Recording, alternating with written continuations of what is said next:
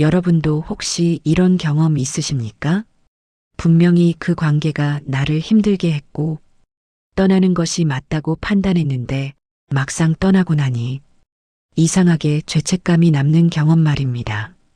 그래도 그 사람한테 내가 전부였는데 나까지 떠나면 그 사람은 어떻게 살까? 내가 좀 더 참았어야 했나? 하는 생각들이 반복되는 것 말입니다. 70대 초반 한 분이 이런 말씀을 하셨습니다. 선생님, 저는 5년 전에 그 사람과 연락을 끊었어요. 그런데 아직도 가끔 그 사람 생각이 나면 가슴이 답답합니다. 제가 너무 차갑게 끄는 건 아닐까? 그 사람이 지금 어떻게 지내는지 궁금하기도 하고요. 이게 미련인가요? 이분은 5년 동안 그 사람과 단 한 번도 연락하지 않았습니다. 그런데도 여전히 마음 한구석이 불편하다고 하셨습니다.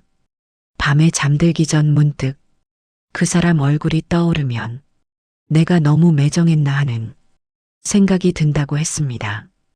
이 감정을 많은 분들이 미련이라고 생각하십니다. 혹은 아직 정이 남아서라고 표현하십니다. 하지만 오늘 제가 분명하게 말씀드리겠습니다. 그것은 미련이 아닙니다.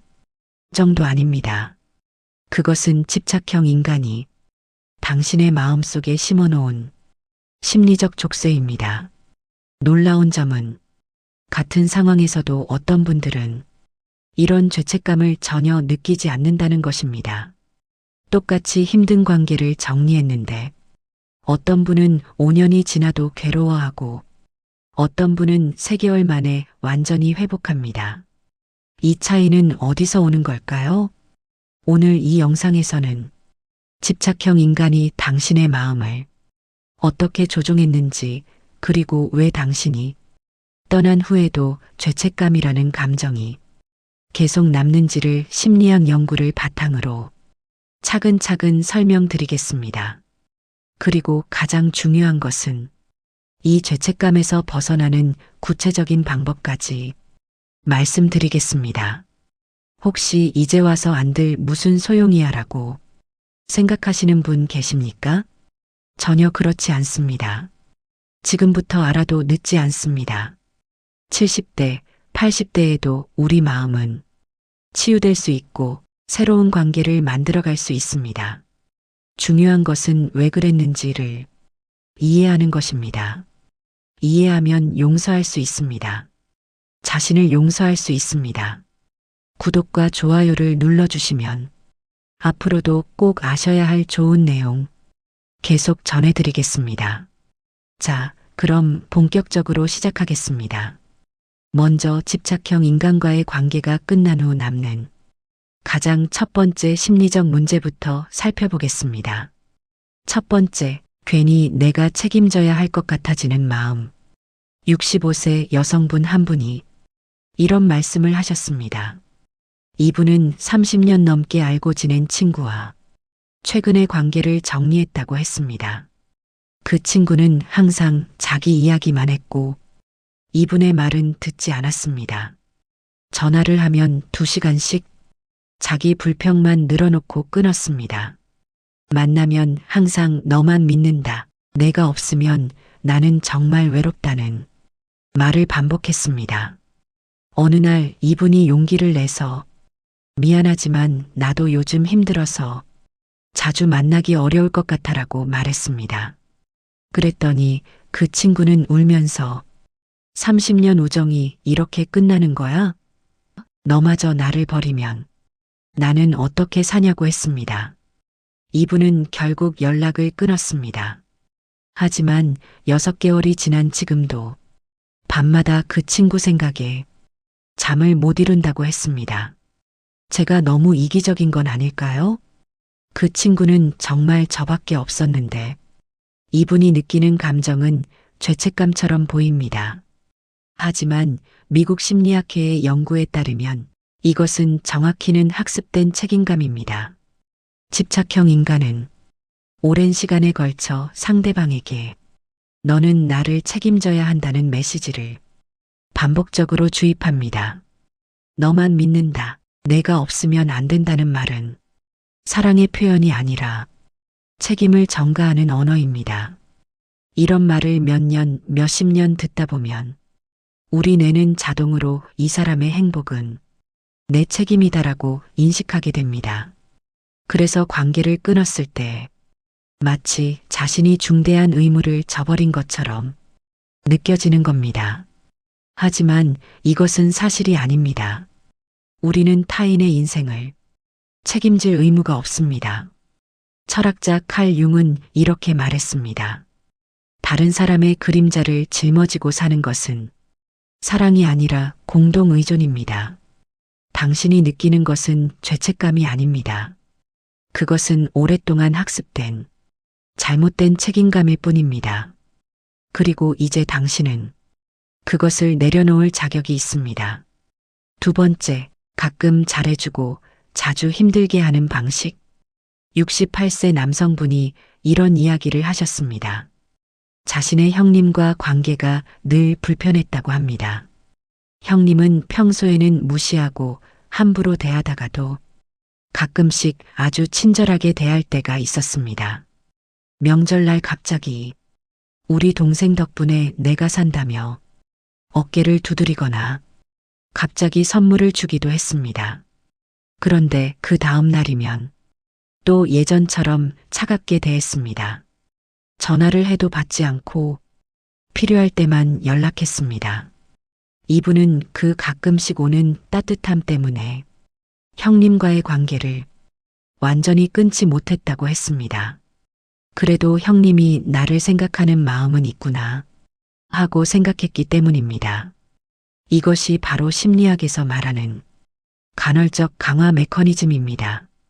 하버드대 애착 연구에서는 불규칙한 보상이 규칙적인 보상보다 훨씬 강한 중독성을 만든다는 것을 밝혀냈습니다. 카지노 슬롯머신이 매번 당첨되지 않기 때문에 더 중독되는 것과 같은 원리입니다. 집착형 인간은 본능적으로 이것을 압니다. 항상 차갑게만 대하면 상대가 떠나버릴 것을 알기 때문에 가끔씩 따뜻함을 줍니다. 그 가끔의 따뜻함이 당신의 뇌에 강력하게 각인됩니다. 그래서 관계를 끊고 난 후에도 그 사람도 좋을 때가 있었는데 완전히 나쁜 사람은 아니었는데 라는 생각이 자꾸 떠오르는 겁니다. 이 남성분에게 물었습니다. 형님이 따뜻하게 대해준 날이 1년에 며칠이나 됩니까? 이분은 곰곰이 생각하더니 한 5번 정도요라고 답했습니다. 1년 365일 중 5일입니다. 하지만 그 5일이 나머지 360일의 차가움을 덮어버린 겁니다. 고대 그리스 철학자 에픽테토스는 이렇게 말했습니다. 우리를 괴롭히는 것은 사건 자체가 아니라 사건에 대한 우리의 해석이다. 당신이 기억하는 그 좋았던 순간들은 사실 전체의 극히 일부였습니다. 하지만 당신의 뇌는 그 순간들을 확대해서 기억하도록 훈련받았습니다. 이제는 전체를 봐야 할 때입니다. 세 번째, 관계는 끝났는데 마음은 아직 붙잡혀 있는 상태. 72세 여성분의 사례입니다. 이분은 딸과의 관계 때문에 오랫동안 힘들어 하셨습니다. 성인이 된 딸은 늘 어머니에게 엄마가 나를 이렇게 키워서 내 인생이 망했다. 엄마는 나한테 빚진 거야 라는 말을 반복했습니다. 경제적으로도 계속 지원을 요구했고 주지 않으면 며칠씩 연락을 끊었습니다. 이분은 용기를 내서 딸에게 이제는 내 인생은 내가 책임져야 한다고 말하고 경제적 지원을 중단했습니다. 딸은 크게 화를 내며 엄마 같은 사람은 처음 봤다. 이제 남으로 생각하겠다며 연락을 끊었습니다. 그런데 이분은 2년이 지난 지금도 딸 생각만 하면 심장이 두근거리고 불안하다고 했습니다. 혹시 딸이 어디 아프면 어쩌나 내가 너무 냉정했나 하는 생각이 끊임없이 든다고 했습니다. 슈퍼에서 딸이 좋아하던 과자를 보면 자동으로 손이 가고 TV에서 모녀 이야기가 나오면 눈물이 난다고 했습니다. 옥스퍼드대 심리학 연구에서는 이것을 정서적 인질 증후군이라고 설명합니다. 오랜 기간 동안 누군가의 감정에 휘둘리며 살았을 때 그 사람과 물리적으로 떨어져도 정서적 연결은 쉽게 끊어지지 않습니다. 마치 인질이 범인과 떨어진 후에도 범인을 걱정하는 스톡홀름 증후군과 유사한 메커니즘입니다. 집착형 인간은 당신의 감정 조절 시스템을 자신에게 맞춰놓습니다. 이 사람이 화내면 나는 불안하다. 이 사람이 무시하면 나는 초라하다. 이 사람이 불행하면 나는 죄책감을 느낀다는 자동 반응을 만들어냅니다. 그래서 관계가 끝나도 그 자동 반응은 당분간 계속됩니다. 중요한 것은 이것이 당신의 잘못이 아니라는 점입니다. 이것은 자연스러운 심리적 현상입니다. 프랑스 철학자 시몬 베유는 이렇게 말했습니다.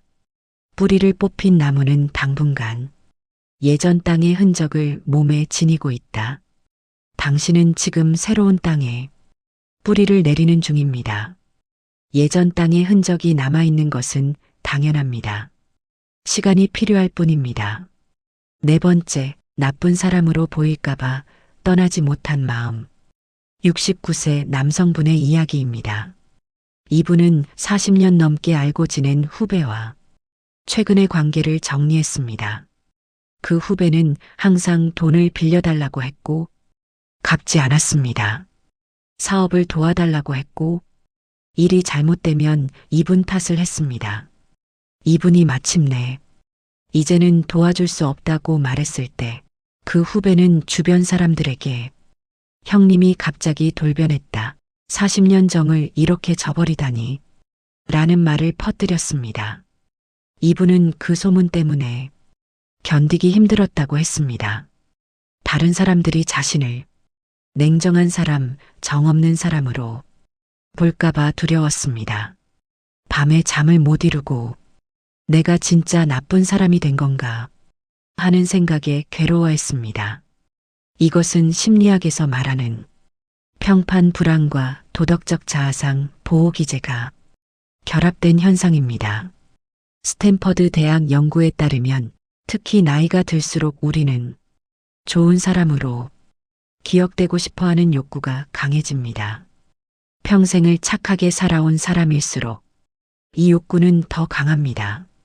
집착형 인간은 바로 이 점을 파고듭니다. 내가 나를 버리면 너는 나쁜 사람이야 라는 메시지를 계속 전달합니다.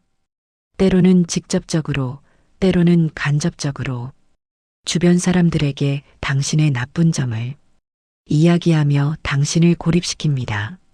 그래서 당신은 관계를 끊는 것이 옳은 일이라는 것을 알면서도 그것을 실행하기가 두렵습니다. 그리고 실행한 후에도 내가 정말 나쁜 사람이 된 건 아닐까 하는 의심에 시달립니다. 하지만 명심하십시오. 당신을 이용하는 사람으로부터 벗어나는 것은 나쁜 일이 아닙니다. 자기 자신을 지키는 것은 이기적인 것이 아닙니다. 경계를 설정하는 것은 냉정한 것이 아닙니다. 독일 철학자 이마누엘 칸트는 이렇게 말했습니다. 자기 자신을 수단으로만 대하지 말고 동시에 목적으로 대하라. 당신은 누군가의 수단이 아닙니다. 당신 자신이 목적입니다. 그것을 지키는 것은 당연한 권리입니다. 다섯 번째, 정리했는데도 자꾸 흔들리는 이유. 74세 여성분이 들려주신 이야기입니다. 이분은 평생 언니와 힘든 관계를 유지해 왔습니다. 언니는 늘 자기 기준으로 이분을 판단했고 조언이라는 명목으로 간섭했습니다. 내가 그렇게 살면 안 된다. 내 말대로 했으면 내 인생이 이렇게 안 됐을 거다라는 말을 끊임없이 했습니다. 이분은 70세가 넘어서야 용기를 내서 언니에게 이제는 내 방식대로 살고 싶다고 말하고 연락 빈도를 크게 줄였습니다. 그런데 이상한 일이 벌어졌습니다. 언니와 떨어져서 평화로워야 할 텐데 오히려 불안과 공허함이 밀려왔습니다. 무언가 해야 할 것 같은데 뭘 해야 할지 모르겠고 언니의 전화를 기다리는 자신을 발견했습니다. 언니가 자신을 비난하던 목소리가 자꾸 머릿속에서 들리고 그 목소리 없이는 결정을 내리기가 어려웠습니다. 이것이 바로 관계 중독의 금단 증상입니다. 예일대 중독 연구센터의 연구에 따르면 해로운 관계도 일종의 중독성을 가집니다. 특히 오랜 기간 지속된 관계일수록 그 중독성은 강합니다. 우리 뇌는 익숙한 것을 안전하다고 인식합니다. 설령 그것이 고통스러운 것이라 할지라도 익숙한 고통은 낯선 평화보다 뇌에게는 더 안전하게 느껴집니다. 그래서 집착형 인간과의 관계를 끊으면 마치 오랫동안 해오던 습관을 멈춘 것처럼 공허함과 불안이 찾아옵니다. 이분에게 나타난 증상들은 전형적인 금단 증상입니다. 상대방의 목소리가 자꾸 들리는 것, 그 사람 없이는 결정을 못 내리는 것, 불안과 공허함을 느끼는 것 모두 뇌가 익숙한 패턴을 찾고 있기 때문입니다. 중요한 것은 이런 금단 증상이 관계가 필요하다는 신호가 아니라는 점입니다. 이것은 단지 뇌가 적응하는 과정일 뿐입니다. 마치 매운 음식을 끊으면 입이 심심한 것처럼 자극적인 관계를 끊으면 삶이 밋밋하게 느껴질 수 있습니다. 하지만 그것이 당신에게 그 관계가 다시 필요하다는 의미는 아닙니다. 그리스 철학자 헤라클레이토스는 이렇게 말했습니다. 같은 강물에 2번 발을 담글 수 없다. 당신은 이미 그 강을 건넜습니다. 지금 느끼는 불안은 새로운 땅에 적응하는 과정입니다. 조금만 더 견디면 당신은 진짜 평화를 느낄 수 있습니다. 여기까지 우리는 집착형 인간과의 관계가 끝난 후 남는 5가지 심리적 문제를 살펴봤습니다. 학습된 책임감, 간헐적 강화, 정서적 인질 상태, 평판 불안, 관계 중독의 금단 증상. 이 모든 것들이 당신을 괴롭혀왔습니다. 그래서 어떤 관계는 끝났는데도 마음 안에서 계속 이어집니다. 이미 멀어졌는데도 괜히 마음이 불편하고 내가 너무한 건 아닌지 자꾸 돌아보게 됩니다. 이건 그 관계가 특별해서가 아니라 당신이 원래 책임감이 강하고 마음이 여린 사람이기 때문입니다. 남들보다 더 참았고 더 이해하려 했고 쉽게 등을 돌리지 못했던 마음이 아직 남아있는 겁니다. 6번째, 미안한 마음이 드는 이유는 잘못해서가 아닙니다. 67세 여성분이 이런 질문을 했습니다. 왜 저는 이렇게 죄책감을 느낄까요? 저한테 그렇게 못되게 군 사람인데 제가 왜 그 사람을 걱정해야 합니까? 이 질문에는 중요한 진실이 숨어 있습니다. 죄책감을 느낀다는 것 자체가 당신이 좋은 사람이라는 증거입니다. 죄책감을 느낀다는 것은 타인의 고통에 공감할 수 있는 능력이 있다는 의미입니다. 도덕적 감수성을 가지고 있다는 뜻입니다. 만약 정말로 냉정하고 이기적인 사람이었다면 관계를 끊고 나서 아무런 감정도 느끼지 않았을 겁니다. 하버드 대학의 도덕 발달 연구에 따르면 죄책감을 느끼는 능력은 높은 수준의 도덕성을 나타냅니다. 문제는 죄책감 자체가 아니라 그 죄책감이 정당한 것인가입니다. 만약 누군가를 실제로 해쳤다면 죄책감은 정당합니다. 하지만 단지 자신을 지켰을 뿐인데 죄책감을 느낀다면 그것은 정당하지 않습니다. 집착형 인간은 상대의 좋은 마음을 이용해서 정당하지 않은 죄책감을 심어 놓습니다. 여성분은 이렇게 말했습니다. 그 사람이 저를 힘들게 했을 때는 전혀 미안해하지 않았어요. 오히려 제 탓을 했어요. 그런데 제가 떠나니까 제가 나쁜 사람이 된 것 같아요. 보십시오. 정작 잘못을 한 사람은 죄책감을 느끼지 않고 피해를 입은 사람이 죄책감을 느낍니다. 이것이 집착형 관계의 전형적인 패턴입니다. 죄책감을 느끼는 것은 약점이 아닙니다. 오히려 강점입니다. 공감할 줄 아는 사람이라는 뜻입니다. 타인의 아픔을 헤아릴 줄 아는 사람이라는 의미입니다. 그것은 아름다운 능력입니다. 하지만 이제는 그 능력을 올바른 곳에 사용해야 합니다. 자신을 이용하는 사람이 아니라 자신을 존중하는 사람에게, 그리고 무엇보다 자기 자신에게 그 공감 능력을 사용해야 합니다. 영국 철학자 버트런드 러셀은 이렇게 말했습니다. 타인에 대한 동정심이 자기 자신에 대한 잔인함으로 이어져서는 안 된다. 죄책감은 좋은 사람이라는 증거입니다. 하지만 그것이 계속 괴롭히게 해서는 안 됩니다. 이제는 자신에게도 그 따뜻함을 베풀 때입니다. 7번째, 이해해주는 것과 계속 참는 것은 다릅니다. 71세 남성분이 이런 고민을 털어놓았습니다. 오랜 친구가 왜 그렇게 집착했는지 이제는 이해가 된다고 했습니다. 그 친구도 어린 시절 상처가 있었고 외로웠고 불안했을 거라고 했습니다. 그래서 자꾸 좀 더 이해해줬어야 했나 하는 생각이 든다고 했습니다. 여기서 중요한 질문이 필요합니다. 그 친구의 사정을 이해하는 것과 그 친구의 행동을 계속 견뎌야 하는 것은 같은 문제일까요? 아닙니다. 완전히 다른 문제입니다. MIT 인지과학연구소의 연구에 따르면 인간은 이해와 용납을 자주 혼동합니다. 누군가의 행동 이면에 있는 이유를 이해하게 되면 마치 그 행동을 받아들여야 할 의무가 생긴 것처럼 느낍니다. 하지만 이것은 논리적 오류입니다. 집착형 인간이 왜 그렇게 행동했는지 이해할 수 있습니다. 그 사람도 상처받은 사람이고 불안한 사람이고 외로운 사람일 수 있습니다. 하지만 그것이 그 사람의 행동을 계속 견뎌야 한다는 의미는 아닙니다. 예를 들어봅시다. 누군가 술을 마시고 폭언을 했습니다.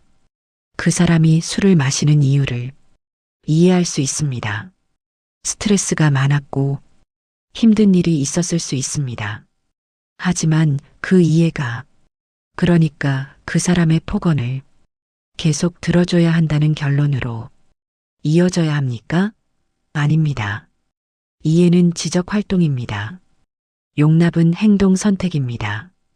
두 가지는 완전히 다릅니다. 남성분은 이렇게 말했습니다.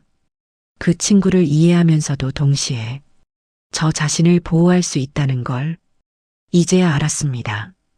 그렇게 생각하니까 마음이 좀 편해지네요. 사실 이 남성분이 친구의 사정을 이해하려고 애쓰는 것 자체가 이분이 좋은 사람이라는 증거입니다. 나쁜 사람이었다면 상대의 입장 같은 것은 생각조차 하지 않았을 겁니다. 그냥 관계를 끊고 돌아보지도 않았겠지요. 하지만 좋은 사람일수록 이런 함정에 빠지기 쉽습니다. 그 사람도 불쌍하니까, 그 사람도 힘들었을 거니까 하면서 자신을 다시 그 고통 속으로 밀어넣으려고 합니다. 마치 상대를 이해하는 것이 곧 자신의 고통을 견뎌야 한다는 의무처럼 느껴지는 겁니다. 하지만 명심하십시오. 당신이 좋은 사람이라는 것과 당신이 그 고통을 견뎌야 한다는 것은 전혀 다른 이야기입니다. 당신의 선함은 타인을 이해하는 데 사용되어야지 자신을 희생하는 데 사용되어서는 안 됩니다.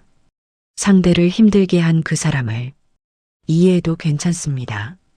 그 사람도 완벽하지 않은 인간이고 나름의 상처가 있었을 겁니다. 그것을 헤아리는 당신의 마음은 아름답습니다. 하지만 그 이해가 다시 그 관계로 돌아가라고 강요해서는 안 됩니다. 덴마크 철학자 키르케고르는 이렇게 말했습니다. 이해하는 것과 용서하는 것은 다르고 용서하는 것과 계속 견디는 것은 더욱 다르다. 이해할 수 있습니다. 용서할 수도 있습니다. 하지만 그렇다고 해서 다시 그 고통을 견뎌야 할 의무는 없습니다. 이 세 가지는 각각 독립적인 선택입니다. 당신이 좋은 사람이기 때문에 이해하고 용서할 수 있지만 바로 그 좋은 사람인 당신 자신을 지켜야 합니다.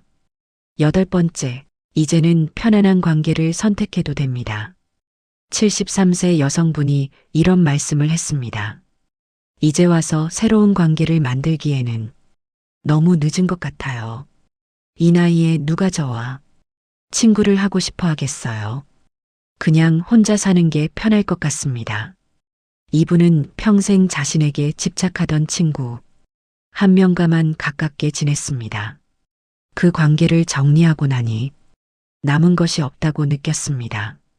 새로 사람을 만나는 것도 두렵고 나이도 있으니 그냥 이대로 사는 게 낫다고 생각했습니다. 하지만 질문해 봅시다. 새로운 관계가 정말 나이 때문에 불가능한 걸까요? 스탠퍼드 대학 장수연구센터의 연구에 따르면 70대 이상에서 새롭게 형성된 우정은 젊은 시절의 우정만큼 혹은 그보다 더 깊고 의미 있을 수 있습니다. 왜냐하면 나이가 들수록 우리는 관계의 질에 집중하기 때문입니다. 거칠의 관계가 아니라 진짜 연결을 원합니다. 집착형 관계를 정리한 것은 실패가 아닙니다. 오히려 성장했다는 증거입니다. 이제 어떤 관계가 건강하고 어떤 관계가 해로운지 압니다. 이 지혜를 가지고 새로운 관계를 만들 수 있습니다. 앞서 언급한 여성분은 용기를 내서 동네 도서관 독서 모임에 참여했습니다. 처음에는 망설였지만 결국 가보기로 결심했습니다. 그리고 한 달 후 이렇게 말했습니다. 거기서 저랑 비슷한 분을 만났어요. 그분도 오랫동안 힘든 관계 때문에 고생하셨대요. 우리 둘이 차 마시면서 얘기하는데 이렇게 편한 대화는 오랜만이에요. 서로 간섭도 안 하고 그냥 이야기 들어주고 공감해주고 보십시오. 새로운 관계는 가능합니다. 그리고 그 관계는 예전에 고통스러운 관계와는 완전히 다를 수 있습니다. 집착형 관계를 정리한 것은 인생의 공간을 만든 겁니다. 그 공간에 이제 새로운 것들이 들어올 수 있습니다. 새로운 사람들, 새로운 활동, 새로운 즐거움들이 말입니다. 중요한 것은 서두르지 않는 것입니다. 상처가 아물려면 시간이 필요합니다. 지금 회복하고 있는 중입니다. 그 과정을 존중해야 합니다. 미국 시인 마야 안젤루는 이렇게 말했습니다. 새는 폭풍 속에서도 노래한다. 폭풍이 지나간 후에만 노래하는 것이 아니다. 이미 폭풍을 지나왔습니다. 이제 노래할 시간입니다. 새로운 관계를 만들 자격이 있습니다. 진짜 평화를 누릴 자격이 있습니다. 그리고 무엇보다 행복할 자격이 있습니다. 9번째, 당신은 원래 그런 사람이었습니다. 70대 초반 한 여사님이 조용히 이런 말씀을 하셨습니다. 이제는 그 사람 생각도 많이 줄어들었어요. 한 달에 한두 번 정도? 그것도 아주 잠깐이고요. 그런데 가끔 제 자신이 참 낯설어요. 내가 왜 그렇게 오래 참았을까? 왜 진작 떠나지 못했을까? 그게 자꾸 아쉽고 또 미안하기도 하고요. 그 사람한테가 아니라 제 자신한테요. 이분은 5년 전에 관계를 정리했습니다. 그리고 지금은 많이 편안해졌습니다. 하지만 여전히 스스로에게 묻습니다. 나는 왜 그랬을까? 왜 그렇게 약했을까? 그런데 정말 약했던 걸까요? 이분은 30년 넘게 그 관계를 유지했습니다. 30년입니다. 그 긴 시간 동안 수없이 힘들었고 수없이 떠나고 싶었을 겁니다. 하지만 떠나지 못했습니다. 왜냐하면 이분은 원래 그런 사람이었기 때문입니다. 책임감이 강한 사람이었습니다. 한번 맺은 인연을 쉽게 놓지 못하는 사람이었습니다. 상대가 힘들어하는 모습을 보면 차마 등을 돌릴 수 없는 사람이었습니다. 그것이 이분의 본래 모습이었습니다. 그것은 약함이 아니었습니다.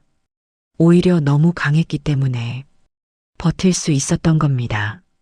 약한 사람은 진작에 무너졌을 겁니다. 하지만 이분은 무너지지 않고 30년을 버텼습니다. 그것이 약함일 수 있습니까? 혹시 여러분도 그렇지 않으십니까? 내가 왜 그렇게 오래 참았을까 하고 스스로를 탓하고 계시지는 않습니까? 다른 사람들은 쉽게 끊던데 나는 왜 그러지 못했을까 하고 자책하고 계시지는 않습니까? 그런데 생각해 보십시오. 누군가는 쉽게 돌아설 수 있었던 자리에서 당신은 끝까지 책임을 느끼고 버텨왔습니다. 그것은 당신이 부족해서가 아닙니다. 당신이 원래 그런 사람이었기 때문입니다. 당신은 정이 많은 사람입니다. 한번 마음을 주면 쉽게 거두지 못하는 사람입니다. 그래도 이 사람은 나밖에 없는데 하고 생각하는 사람입니다. 그것이 당신의 본래 모습입니다. 앞서 이야기한 여사님은 이렇게 말씀하셨습니다. 그 사람이 전화하면 받기 싫었어요. 만나자고 하면 가기 싫었어요. 그런데도 갔어요. 왜냐하면 안 가면 그 사람이 서운해할 것 같았으니까요. 그게 싫었어요. 그 사람을 서운하게 만드는 제 모습이 싫었어요. 보십시오. 이분은 자신이 힘든 것보다 상대가 서운해하는 것을 더 견디기 힘들어했습니다. 이것이 이분의 성향이었습니다. 타고난 성향이었습니다. 그런 성향 때문에 힘들었던 겁니다. 하지만 그 성향이 나쁜 것입니까? 아닙니다. 그것은 아름다운 성향입니다. 다만 잘못된 곳에 사용되었을 뿐입니다. 꽃은 햇빛을 향해 자랍니다. 그것이 꽃의 본성입니다. 그런데 만약 그 꽃이 어두운 곳에 놓여 있다면 꽃은 계속 햇빛을 찾아 힘들게 몸을 뻗습니다. 그렇다고 해서 꽃이 잘못된 겁니까? 아닙니다. 단지 잘못된 자리에 있었을 뿐입니다. 당신도 마찬가지입니다. 당신의 책임감, 당신의 정, 당신의 따뜻한 마음은 잘못된 것이 아닙니다. 단지 그것을 쏟아부을 곳이 잘못되었을 뿐입니다. 그동안 관계를 유지하려고 애쓰느라 정말 고생 많으셨습니다. 아무도 알아주지 않는 곳에서 혼자서 참고 견디고 버텨왔습니다. 상대가 화낼까봐 조심하고, 상대가 서운해할까봐 먼저 연락하고, 상대가 외로워할까봐 시간을 내주었습니다. 그 시간들이 얼마나 힘들었습니까? 밤에 잠들기 전 내일은 좀 거리를 두어야지 하고 다짐했지만 아침이 되면 다시 똑같이 행동했습니다. 이번이 마지막이야 하고 수없이 생각했지만 결국 또 참았습니다. 그렇게 하루하루, 한 달 한 달, 몇 년을 견뎌왔습니다. 그 시간은 헛된 시간이 아니었습니다. 당신이 부족해서 생긴 시간도 아닙니다. 그것은 당신이 책임을 다하려고 했던 시간입니다. 관계를 지키려고 했던 시간입니다. 상대를 끝까지 이해하려고 했던 시간입니다. 누군가는 그냥 끊으면 되지. 뭘 그렇게 고민해 하고 말할 수 있습니다. 하지만 그 사람은 모릅니다. 쉽게 끊을 수 없는 사람의 마음을 모릅니다. 한번 맺은 인연을 함부로 끊을 수 없는 사람의 마음을 모릅니다. 당신은 그렇게 살아온 사람입니다. 관계를 소중히 여기는 사람입니다. 약속을 지키려는 사람입니다. 상대의 마음을 헤아리는 사람입니다. 그것이 당신의 본래 모습입니다. 여사님은 요즘 이렇게 지낸다고 합니다. 이제는 좀 편해요. 전화기를 볼 때마다 가슴이 철렁하던 것도 없어졌고요. 그런데 가끔 제가 너무 냉정한 사람이 된 것 같아서 불편해요. 이렇게까지 마음을 닫아야 했나 싶기도 하고요. 이분은 여전히 자신을 돌아봅니다. 여전히 내가 너무 했나 하고 생각합니다. 그것이 이분의 성향이기 때문입니다. 그리고 그 성향은 앞으로도 쉽게 변하지 않을 겁니다. 하지만 그것이 나쁜 것입니까? 아닙니다. 그것은 당신이 여전히 좋은 사람이라는 증거입니다. 타인을 생각할 줄 아는 사람이라는 증거입니다. 다만 이제는 그 생각의 방향을 조금 바꿔야 합니다. 상대를 향했던 그 마음을 이제는 자신에게도 조금 돌려야 합니다. 저 사람은 괜찮을까 하고 걱정하던 그 마음으로 나는 괜찮은가 하고 자신을 돌아봐야 합니다. 당신은 이미 충분히 해왔습니다. 충분히 참았습니다. 충분히 이해했습니다. 충분히 기회를 주었습니다. 이제는 그렇게까지 하지 않아도 됩니다. 혼자 있는 시간이 편하다면 혼자 있어도 괜찮습니다. 새로운 관계가 부담스럽다면 서두르지 않아도 됩니다. 지금 이대로도 충분합니다. 중요한 것은 당신이 잘못해서 여기까지 온 것이 아니라는 점입니다.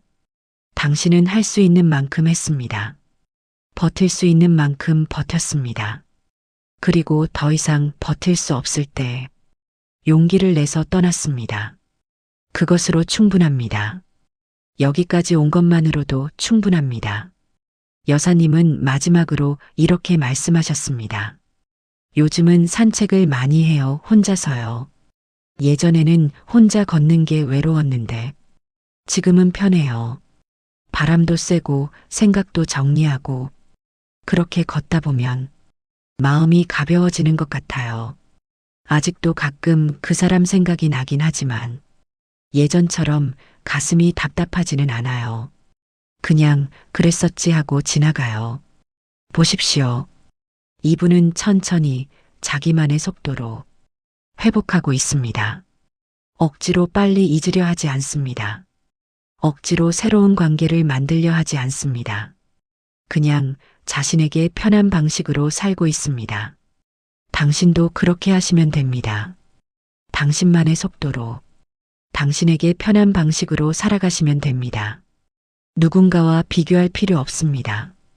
벌써 이 정도는 회복했어야 하는데 하고 자신을 재촉할 필요도 없습니다. 당신은 당신이 걸어온 길을 걸어왔습니다. 그 길이 힘들었다면 그것은 당신이 약해서가 아니라 길이 험했기 때문입니다. 당신은 그 험한 길을 묵묵히 걸어왔습니다.